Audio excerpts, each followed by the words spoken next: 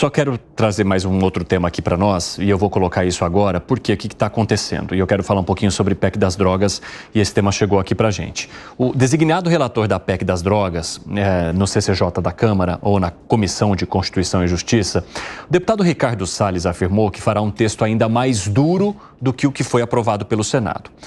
Salles quer que a nova redação da PEC não faça nenhuma distinção entre usuário e traficante, de modo que ambos receberiam a mesma punição pelo crime de porte ou pelo posse de drogas, ou pela posse, né? O que fala o Salles ali? Sou completamente contra as drogas e sou favorável à criminalização total. O relatório tem que ir nessa linha. Na minha opinião, é que nem crime de receptação de carga roubada. Quem vende é criminoso e quem compra também. Vocês concordam com Ricardo Salles, Gustavo Segré? Eu não sei, eu acho que está elevando a pena para um usuário que pode ter uma dependência química, eventualmente, que ele não está com o delito de traficar e está equiparando, na minha opinião, errado. Ou seja, tem que ter essa divisão.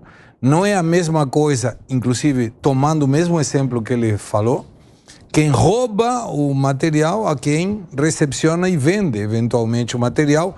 E também não é a mesma pena que quem compra desse material receptado. Então, equiparar tudo dessa forma, claro, deve ter o motivo de inibir o consumo e não ter nenhuma dificuldade para quem for o policial que pega algum... Ah, mas esse usuário é traficante. Dá na mesma. Dentro, vamos. Pode entrar que vai na cadeia. Mas aí tem que ver, será que isso é constitucional? Não sei. E aí, Piperno? Eu acho que é um projeto ruim, né? Uma ideia ruim, uma ideia assim absolutamente obscura, enfim, um retrocesso.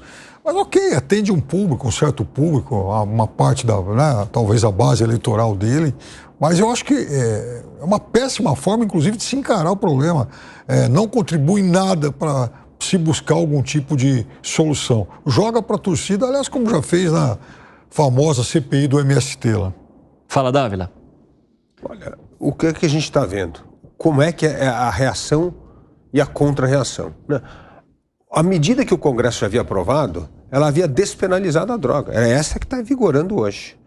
Quem escalou isso foi o governo, que levou isso para o judiciário. Ao levar para o judiciário, provocou o Congresso veio, aprovou no Senado uma medida muito mais dura e agora volta para a Câmara com o relator escolhido que vai endurecer ainda mais. Isso é algo que mostra que essa tensão entre os poderes, se sempre é escalada e ninguém sabe o momento de recuar, é isso que acontece. Nós acabamos deturpando toda a lei e até retroagindo em determinados assuntos.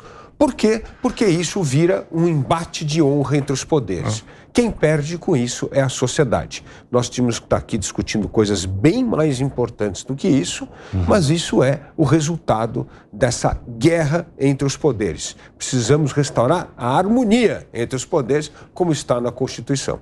5h27 da tarde, o pessoal da rádio vai para um rápido intervalo, daqui a pouco espero vocês, hein? Rapidinho.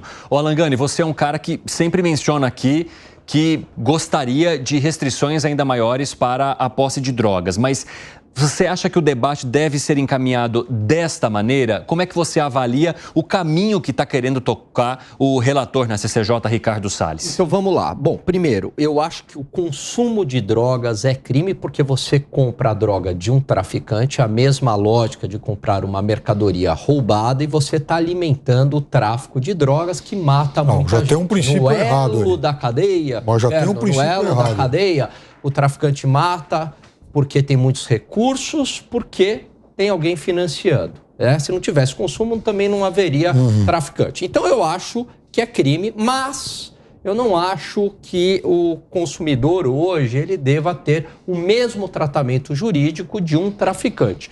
Se a gente tivesse numa sociedade do zero, não tivesse nenhum usuário, zero viciado, e essa lei fosse colocada, aí tudo bem. Você fala, a regra é essa, quem consumir está sabendo que quem vai consumir droga poderá ir para a cadeia. Mas não é o caso. Existem várias pessoas que são usuários, que vieram lá de trás. E aí, como é que você vai fazer? Você vai colocar da noite para o dia essas pessoas na cadeia, Evandro? É muito complicado. Tá? Então, Eu acho que tem que ter algum tipo de punição, algum tipo de tratamento, mas tem que ter uma diferenciação entre o traficante e o usuário. Mas quando eu falo em uma diferenciação, eu estou falando que ambas as atividades, o consumo e o tráfico, são atividades criminosas, mas tem que ter tratamento diferente. Eu acho que um usuário ir para a cadeia, eu acho que é um pouco exagerado. Que foi, Piperno? Não, eles partem.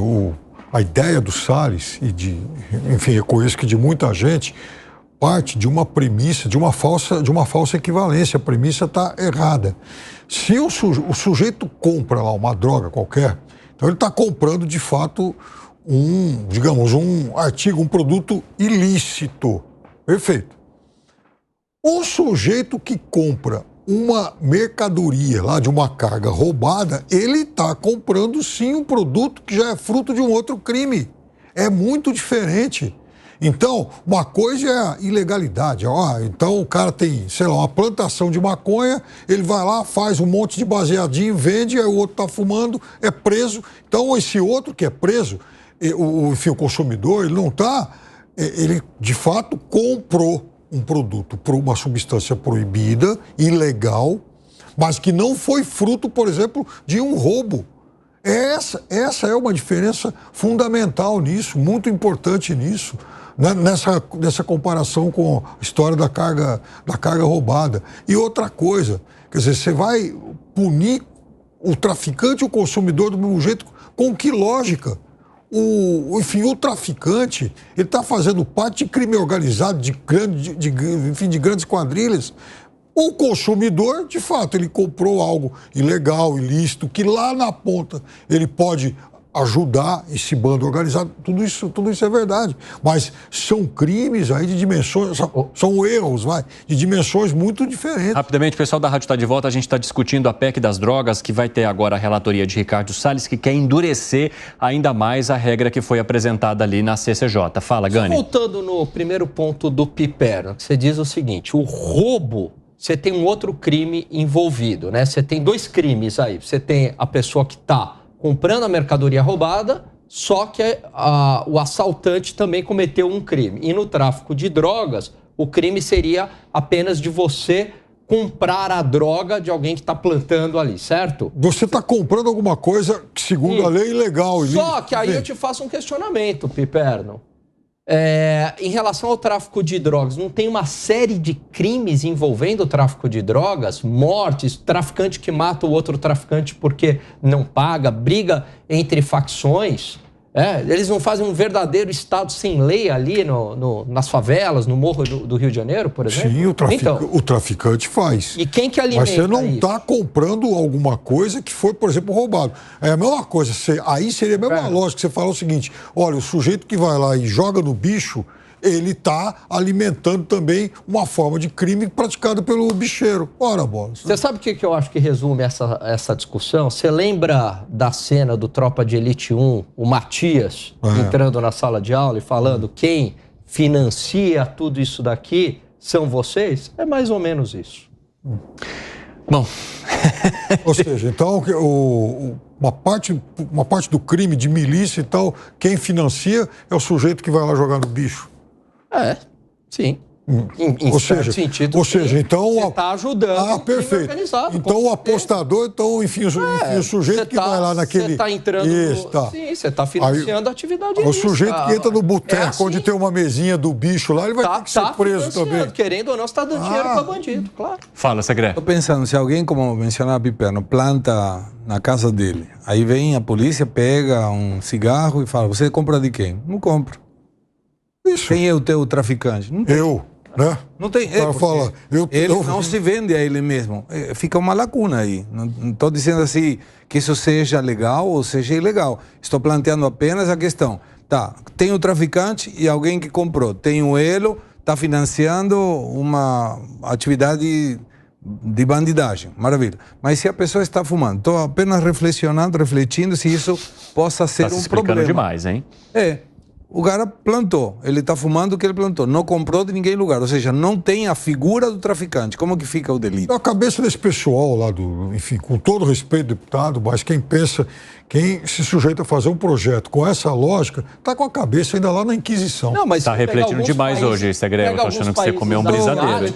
O Piperno, a lei pro consumo é duríssima. Eu sei. Singapura, por exemplo, eu sei. E querendo ou não, Trafica Agora, gente, agora sobre lance de ir pra cadeia também é preciso pensar no sistema carcerário brasileiro, né? Sim, você vai lá para a Alemanha. Socar todo mundo no sistema carcerário, você vai fazer o quê? A ideia do deputado Ricardo Salles não é tão absurda, porque países asiáticos... Você quer formar o quê? Um exército do crime organizado, né? Lembra que...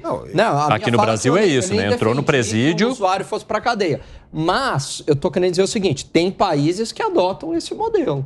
Se foi, Dávila. Se for considerado crime o traficante ou o usuário não ter essa distinção que você falou, Alan, o que acontece? Qualquer pena vai ter que ter ali. Penalidade de 1 ano, 3 anos, 6 meses de cadeia. O que é isso? É acabar com o sistema presidiário brasileiro. E sabe o que vai acontecer? Essa lei nunca vai ser cumprida, porque o policial não vai prender alguém que está com baseado na mão. Então vai ser mais uma lei que se joga para a plateia e, na verdade, ela não é executada, porque ela é impossível de ser executada, porque se for executada, você tem um absoluto caos no sistema presidiário brasileiro, que já é caótico. Mas olha como a gente está falando desse assunto. Se não tivesse a intervenção... que eu acho massa para vocês falando a palavra base. Está baseado. Está com baseado. Se não tivesse a interferência do STF, provavelmente ninguém estaria falando do assunto. Nem o Congresso teria avaliado isso. É o terceiro turno. Então, vai lá. Mas aí olha como quando entra uma briga entre os poderes, o resultado geralmente não é bom para a sociedade. Não, sempre piora. Então... sempre piora. A lei vai sempre piorar. É óbvio. Eu gosto de ver a lei é feita sobre um consenso do entendimento. Na hora que você rompe esse entendimento e vira uma coisa do fígado, agora vamos reagir ao que foi dito, você vai piorar.